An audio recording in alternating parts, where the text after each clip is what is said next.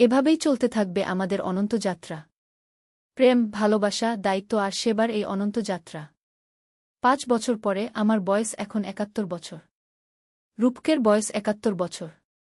আমরা দুজনেই এখন বেশ বৃদ্ধ। কিন্তু আমাদের মানসিক শক্তি এখনও অটুট। আমরা এখনও আমাদের পরিবারের সবচেয়ে গুরুত্বপূর্ণ পরামর্শদাতা। অনিক এখন ১৫ বছর বয়সী। সে এখন একজন দক্ষ ভবিষ্যৎ দর্শনকারী। তার ক্ষমতা আরিফের চেয়েও বেশি। সে এখন ৩০ দিন পর্যন্ত ভবিষ্যৎ দেখতে পারে। কিন্তু সে খুবই দায়িত্বশীল। যা প্রয়োজন শুধু সেটুকুই দেখে। তন্বী এখন ১৩ বছর বয়সী। তার মানসিক শক্তি এখন এত প্রবল যে সে যেকোনো জায়গার মানুষের মনের খবর জানতে পারে। সে এখন আমাদের পরিবারে মোট ২৫ জন সদস্য। ৩টি প্রজন্ম। প্রতিটি প্রজন্মের আলাদা আলাদা ভূমিকা। আমরা বয়স্করা পরামর্শদাতা, আরিফরা কর্মী, আর বাচ্চারা ভবিষ্যতের নেতা। আমি এখন প্রতিদিন প্রার্থনা করি যেন আমাদের পরিবারের এই যাত্রা সঠিক পথে চলতে থাকে। যেন আমরা কখনো আমাদের উদ্দেশ্য থেকে বিচ্যুত না হই। গত মাসে একটি অবিশ্বাস্য ঘটনা ঘটেছে। সায়রা অতীতে গিয়ে আবিষ্কার করেছে যে কালচক্র যন্ত্র শুধু আমাদের এলাকায় নেই। পৃথিবীর আরও ৭টি জায়গায় এমন যন্ত্র আছে। সায়রা জানিয়েছে যে প্রাচীনকালে এই ৮টি যন্ত্র মিলে একটি বড় নেটওয়ার্ক তৈরি করেছিল। সেই নেটওয়ার্ক দিয়ে পুরো পৃথিবীর ভারসাম্য রক্ষা করা হতো। আরিফ এই তথ্য জানার পর খুবই উত্তেজিত হয়েছে। সে বলেছে, আন্টি, আমাদের এখন সেই অন্য ৭টি যন্ত্র খুঁজে বের করতে হবে। হয়তো সেগুলো সক্রিয় করলে আমরা আরও বড় কাজ করতে পারব। সায়রা ইতিমধ্যে ৩টি যন্ত্রের অবস্থান খুঁজে বের করেছে। একটি আছে মিশরের পিরামিডের নিচে। একটি আছে পেরুর মাচুপিচুর কাছে। আরেকটি আছে ভারতের হিমালয়ে। আরিফ পরিকল্পনা করছে সেই জায়গাগুলোতে অভিযান চালানোর। কিন্তু এটা অনেক জটিল কাজ। প্রতিটি দেশের সরকারের অনুমতি লাগবে। আন্তর্জাতিক পর্যায়ে সহযোগিতা দরকার। কিন্তু আরিফের এখন সেই ক্ষমতা আছে। তার আন্তর্জাতিক সংগঠনের মাধ্যমে সে বিভিন্ন দেশের সরকারের সাথে কথা বলতে পারে। গত সপ্তাহে আরিফ মিশর সরকারের সাথে যোগাযোগ করেছে। তারা রাজি হয়েছে পিরামিডের নিচে খনন কাজ করতে দিতে। কিন্তু শর্ত হল যে যা পাওয়া যাবে তা মিশরেই থাকবে। আরিফ সেই শর্তে রাজি। সে বলেছে, আমাদের উদ্দেশ্য ওই যন্ত্রগুলো নিয়ে আসা নয়। উদ্দেশ্য হল সেগুলো সক্রিয় করা। পেরু সরকারও আমাদের প্রস্তাব শুনতে আগ্রহী। ভারত সরকার একটু সন্দিহান। তারা জানতে চাইছে আমরা আসলে কি খুঁজছি। আরিফ সব সরকারকেই বলেছে যে আমরা প্রাচীন বিজ্ঞানের নিদর্শন খুঁজছি, যেগুলো দিয়ে প্রাকৃতিক দুর্যোগ প্রতিরোধ করা যাবে। এই কাজে আমাদের পরিবারের সব বাচ্চাদের ভূমিকা থাকবে। অনেক দেখবে কোনো পথ নিরাপদ। তন্বী জানাবে স্থানীয় মানুষরা কি ভাবছে। রিয়াদ প্রাণীদের কাছ থেকে তথ্য নেবে। সায়রা অতীতে গিয়ে দেখবে সেই যন্ত্রগুলো কিভাবে কাজ করত। এমনকি ছোট বাচ্চাদেরও কাজ থাকবে। অনন্যা যদি কেউ আহত হয় তাকে সুস্থ করবে। অরুণা গাছপালার কাছ থেকে তথ্য নেবে। রূপসী অন্ধকার জায়গায় আলো জ্বালাবে। আদিত্য হাওয়া দিয়ে ধুলাবালি সাফ করবে। আমি এই পরিকল্পনা শুনে একই সাথে গর্বিত ও চিন্তিত। গর্বিত এই কারণে যে আমাদের পরিবার এত বড় কাজ করতে যাচ্ছে। চিন্তিত এই কারণে যে এটা অনেক বিপজ্জনক কাজ। আরিফ আমাদের আশ্বস্ত করেছে যে সে খুব সাবধানতার সাথে এই কাজ করবে। প্রথমে একটি ছোট দল পাঠাবে। নিরাপত্তা নিশ্চিত করার পর বাকিদের নিয়ে যাবে। রূপক বলেছেন, আরিফ, তুমি যা করছো সেটা অবশ্যই ভালো। কিন্তু সবার নিরাপত্তার কথা মাথায় রাখবে। আরিফ প্রতিশ্রুতি দিয়েছে যে সে সবার যত্ন নেবে। তন্বীও একদিন বলেছিল, নানি, আমি স্কুলের টিচারের মনের কথা জানতে পারি। কিন্তু আমি সেটা ব্যবহার করি না। কারণ এটা ঠিক নয়। রিয়াদ প্রাণীদের দিয়ে তার হোমওয়ার্ক করিয়ে নিতে পারে। কিন্তু সে নিজেই করে। সায়রা অতীত থেকে পরীক্ষার প্রশ্ন জানতে পারে। কিন্তু সে সেটা করে না। এইভাবে আমাদের সব বাচ্চারাই নৈতিকতার শিক্ষা পেয়েছে। তারা জানে যে ক্ষমতার সাথে দায়বদ্ধতা আসে। আমি এখন আর চিন্তিত নই যে আমাদের বাচ্চারা ভুল পথে যাবে। এভাবেই চলতে থাকবে আমাদের অনন্ত যাত্রা। প্রেম, ভালোবাসা, দায়িত্ব আর সেবার এই অনন্ত যাত্রা। ৫ বছর পরে আমার বয়স এখন ৭১ বছর। রূপকের বয়স ৭১ বছর। আমরা দুজনেই এখন বেশ বৃদ্ধ। কিন্তু আমাদের মানসিক শক্তি এখনও অটুট। আমরা এখনও আমাদের পরিবারের সবচেয়ে গুরুত্বপূর্ণ পরামর্শদাতা। অনিক এখন ১৫ বছর বয়সী। সে এখন একজন দক্ষ ভবিষ্যৎ দর্শনকারী। তার ক্ষমতা আরিফের চেয়েও বেশি। সে এখন ৩০ দিন পর্যন্ত ভবিষ্যৎ দেখতে পারে। কিন্তু সে খুবই দায়িত্বশীল। যা প্রয়োজন শুধু সেটুকুই দেখে। তন্বী এখন ১৩ বছর বয়সী। তার মানসিক শক্তি এখন এত প্রবল যে সে যেকোনো জায়গার মানুষের মনের খবর জানতে পারে। সে এখন আমাদের পরিবারে মোট ২৫ জন সদস্য। ৩টি প্রজন্ম। প্রতিটি প্রজন্মের আলাদা আলাদা ভূমিকা। আমরা বয়স্করা পরামর্শদাতা, আরিফরা কর্মী, আর বাচ্চারা ভবিষ্যতের নেতা। আমি এখন প্রতিদিন প্রার্থনা করি যেন আমাদের পরিবারের এই যাত্রা সঠিক পথে চলতে থাকে। যেন আমরা কখনো আমাদের উদ্দেশ্য থেকে বিচ্যুত না হই। গত মাসে একটি অবিশ্বাস্য ঘটনা ঘটেছে। শায়রা অতীতে গিয়ে আবিষ্কার করেছে যে কালচক্র যন্ত্র শুধু আমাদের এলাকায় নেই। পৃথিবীর আরও ৭টি জায়গায় এমন যন্ত্র আছে। শায়রা জানিয়েছে যে প্রাচীনকালে এই ৮টি যন্ত্র মিলে একটি বড় নেটওয়ার্ক তৈরি করেছিল। সেই নেটওয়ার্ক দিয়ে পুরো পৃথিবীর ভারসাম্য রক্ষা করা হতো। আরিফ এই তথ্য জানার পর খুবই উত্তেজিত হয়েছে। সে বলেছে, আন্টি, আমাদের এখন সেই অন্য ৭টি যন্ত্র খুঁজে বের করতে হবে। হয়তো সেগুলো সক্রিয় করলে আমরা আরও বড় কাজ করতে পারব। শায়রা ইতিমধ্যে ৩টি যন্ত্রের অবস্থান খুঁজে বের করেছে। একটি আছে মিশরের পিরামিডের নিচে। একটি আছে পেরুর মাচুপিচুর কাছে। আরেকটি আছে ভারতের হিমালয়ে। আরিফ পরিকল্পনা করছে সেই জায়গাগুলোতে অভিযান চালানোর। কিন্তু এটা অনেক জটিল কাজ। প্রতিটি দেশের সরকারের অনুমতি লাগবে। আন্তর্জাতিক পর্যায়ে সহযোগিতা দরকার।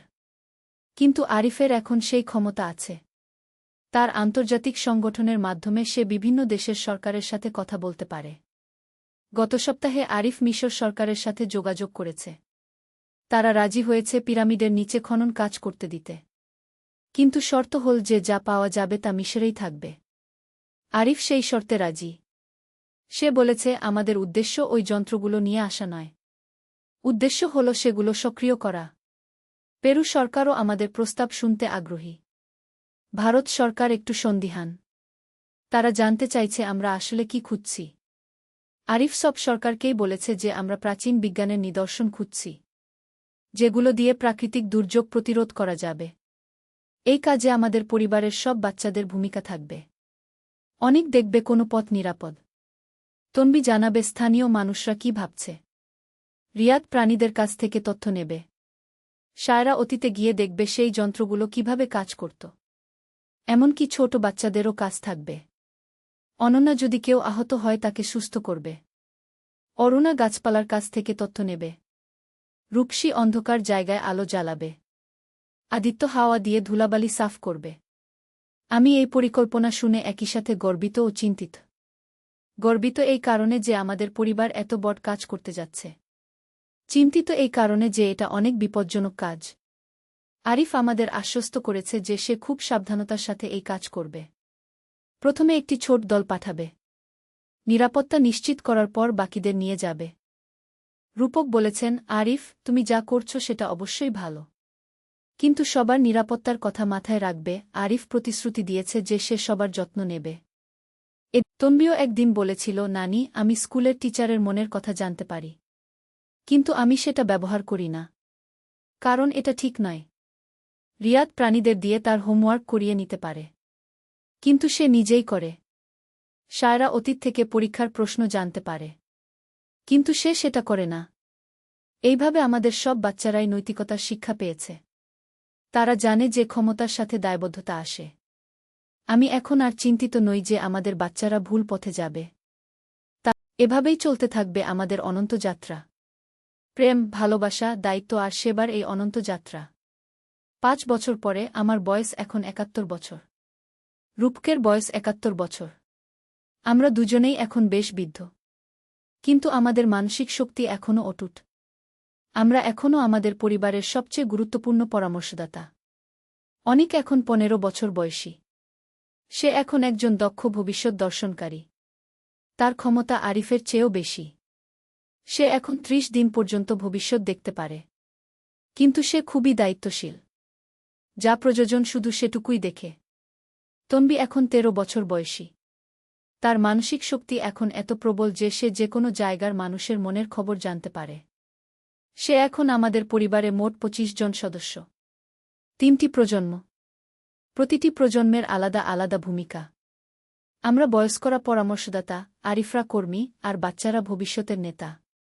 আমি এখন প্রতিদিন প্রার্থনা করি যেন আমাদের পরিবারের এই যাত্রা সঠিক পথে চলতে থাকে, যেন আমরা কখনো আমাদের উদ্দেশ্য থেকে বিচ্যুত না হই। গত মাসে একটি অবিশ্বাস্য ঘটনা ঘটেছে। সায়রা অতীতে গিয়ে আবিষ্কার করেছে যে কালচক্র যন্ত্র শুধু আমাদের এলাকায় নেই। পৃথিবীর আরও ৭টি জায়গায় এমন যন্ত্র আছে। সায়রা জানিয়েছে যে প্রাচীনকালে এই ৮টি যন্ত্র মিলে একটি বড় নেটওয়ার্ক তৈরি করেছিল। সেই নেটওয়ার্ক দিয়ে পুরো পৃথিবীর ভারসাম্য রক্ষা করা হতো। আরিফ এই তথ্য জানার পর খুবই উত্তেজিত হয়েছে। সে বলেছে, আন্টি, আমাদের এখন সেই অন্য ৭টি যন্ত্র খুঁজে বের করতে হবে। হয়তো সেগুলো সক্রিয় করলে আমরা আরও বড় কাজ করতে পারব। সায়রা ইতিমধ্যে ৩টি যন্ত্রের অবস্থান খুঁজে বের করেছে।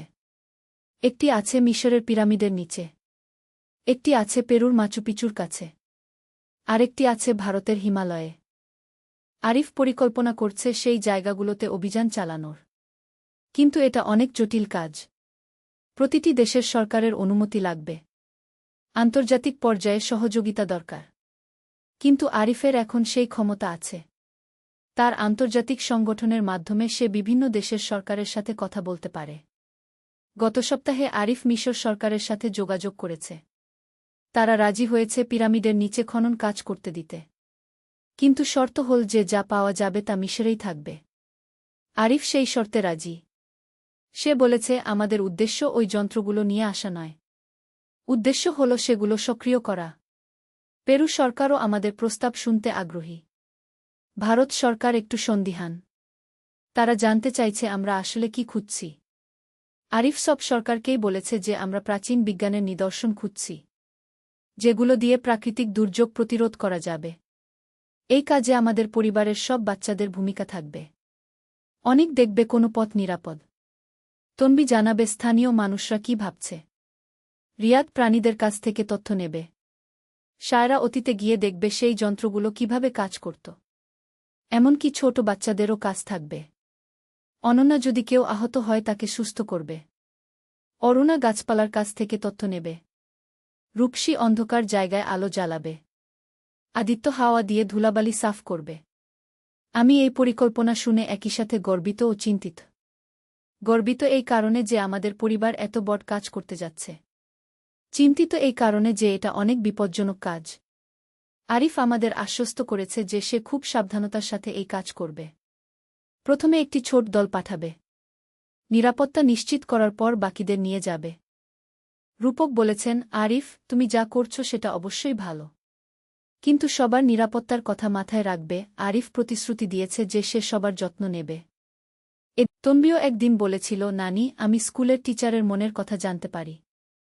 কিন্তু আমি সেটা ব্যবহার করি না। কারণ এটা ঠিক নয়। রিয়াদ প্রাণীদের দিয়ে তার হোমওয়ার্ক করিয়ে নিতে পারে। কিন্তু সে নিজেই করে। সায়রা অতীত থেকে পরীক্ষার প্রশ্ন জানতে পারে। কিন্তু সে সেটা করে না। এইভাবে আমাদের সব বাচ্চারাই নৈতিকতার শিক্ষা পেয়েছে।